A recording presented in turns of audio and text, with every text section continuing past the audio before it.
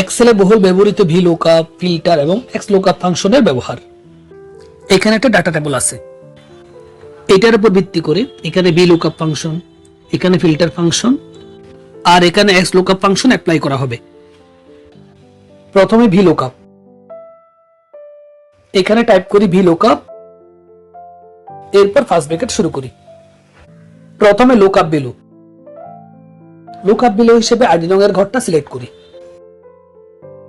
এরপর কমা, এরপর table অ্যারাই, table অ্যারাই হিসেবে সম্পূর্ণ টেবলটা সিলেক্ট করি।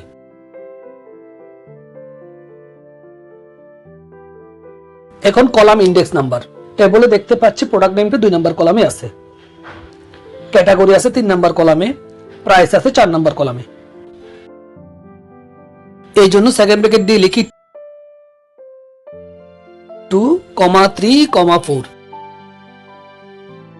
এরপর সেকেন্ড ব্র্যাকেট শেষ করি, এরপর কমা, অ্যাকচুয়াল ম্যাচের জন্য 0, এরপর ব্র্যাকেট শেষ করি, তারপর এন্টার দিই।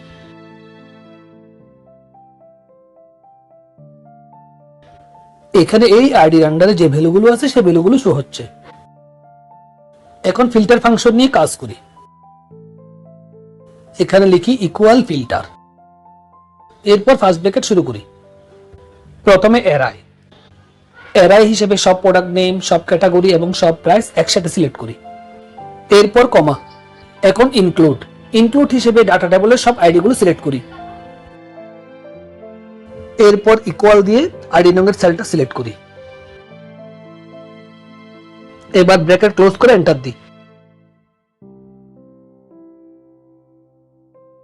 আইডির আন্ডারে যে ডাটাগুলো আছে সেগুলো ফিল্টার হচ্ছে। এখন এক্সলুকআপ ফাংশন ইউজ করি। এখানে লিখি এক্সলুকআপ, এরপর ফার্স্ট ব্র্যাকেট শুরু করি। প্রথমে লুকআপ ভ্যালু, লুকআপ ভ্যালু হিসেবে আইডি নং এর সেলটা সিলেক্ট করি, এরপর কমা।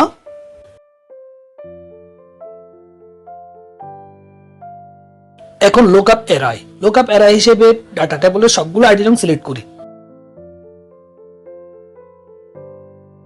এরপর কমা।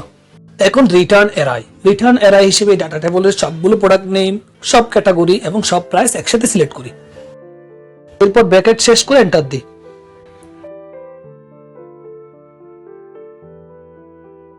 এখানে এই আইডির আন্ডারে ডাটাগুলো শো হচ্ছে।